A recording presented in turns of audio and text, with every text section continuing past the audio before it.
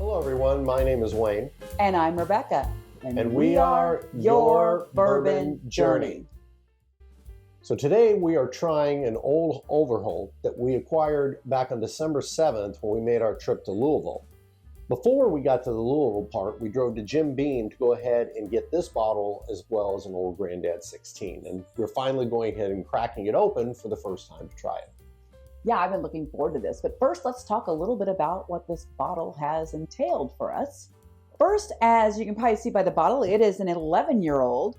It's an Old Overholt Extra Age Cask Strength. Now, it was distilled and barreled in 2012 and matured in 4 warehouses on the Beam campus. I read a Rob report that talked about it's lower proof than it was last year. Last year, it was like 120 something proof. This year, it's 107.4. And the reason for that is that the brand ambassador talked about how they really like the flavor of these, and for the 11 years it was working, and they were all from lower floors. As Wayne said, we did buy this at Jim Beam on the 7th of December, and our price paid for that was $110. So let's take a look at the color and everything and see how it looks. It looks a really pretty golden, almost honey color, isn't it? Yes. Wow. It's pretty. You might expect it to be a little bit darker for 11 years old, but I think it's really pretty. Well, Beam knows what they're doing. That Fred and Freddie combo really knows their stuff, I'll tell you. And I'm seeing some really nice legs form as I'm kind of rolling it around here. It looks great. Let's go ahead and check out the nose. Okay. Oh.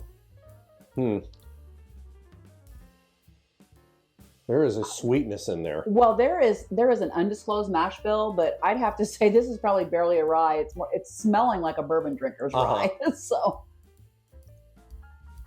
yeah, caramel and vanilla together. There are some spices in there, like some allspice maybe. Yes, and there is a little bit of barrel. Yeah, a little bit of the oak notes coming forward. It smells great. Shall we go ahead and taste it? It does. Cheers.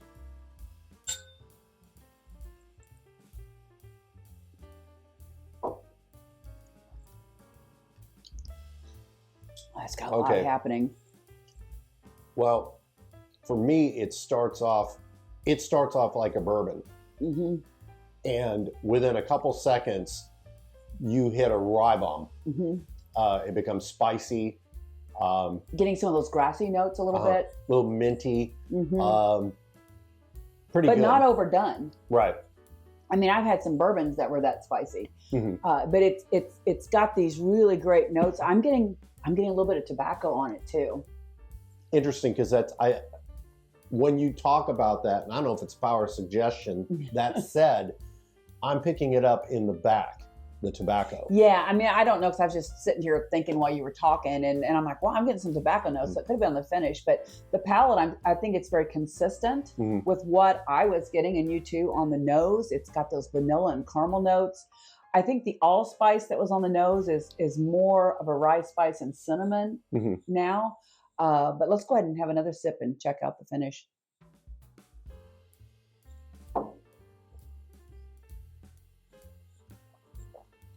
I'm getting, on the taste again, I'm getting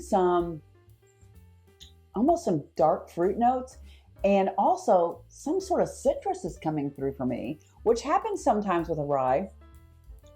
It's almost like a really dark blood orange kind of thing happening.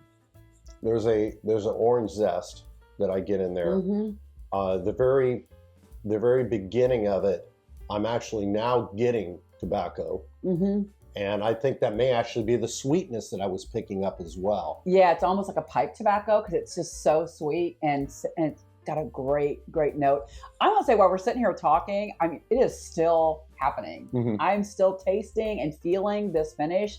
It has a much longer finish than I anticipated for a 107. I'm kind of digging this. We're very particular about the ryes that we like. Usually they have to have some unusual notes for them, or like people say that they're kind of a bourbon drinker's rye. Mm-hmm. This has some interesting notes, and it's kind of like a bourbon drinker's rye. Mm-hmm.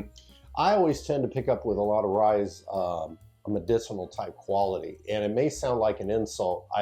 It's not to me say like drinking cough syrup or anything like that. There's just this sort of I don't know how to put it. Is it from the mintiness, perhaps? It might be. I almost want to say it's like an apothecary type thing. You know, there's a little bit more to it. It's not just pharmaceutical.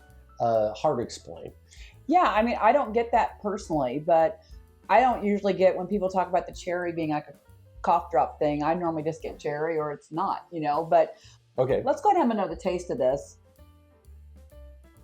And I'm digging the nose. I mean, I'm getting some of that orange note on the nose now, which I wasn't getting the first time through. But I think now that my palate picked it up, I'm getting it.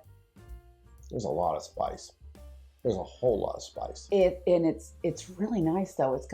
It's a variety. It has got cinnamon. It's got some of that allspice happening. Maybe some nutmeg. I think it's black and white pepper. It's just having a party in your throat, basically. There's a lot going on. It's very good. Outstanding. And again, we typically like things above 110 proof, but this 107.4, and I know that's only like just a couple points away, but it's drinking a little warmer from a complexity standpoint. It is. I'm not saying, and I had the same feeling with the Granddad 16-year-old. That's 100 proof.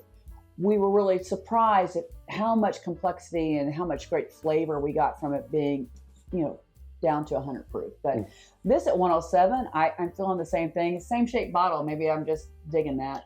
This is a really shining example, as well as the old Granddad, of just this fine line that they toe that makes things correct. Well, I just say, just to kind of wrap up our thoughts on this, I think I'm enjoying it a lot. As far as a rye goes, this is one I would enjoy just sipping on in the evening. Normally, I like ryes more for cocktails or for specific times when I'm in the mood for something a little spicier. But this is a really nice sipper. MSRP is 100. We got it at the distillery, so normally that's about a 10% markup, which is why we paid 110. But I think it's a great value for an 11-year-old. So I mean, if you like tobacco notes and the lighterness of the rye family that's closer to the bourbon family, I think you'd really like this. It just makes me wonder at what point if Fred No is going to do a rye for Booker's.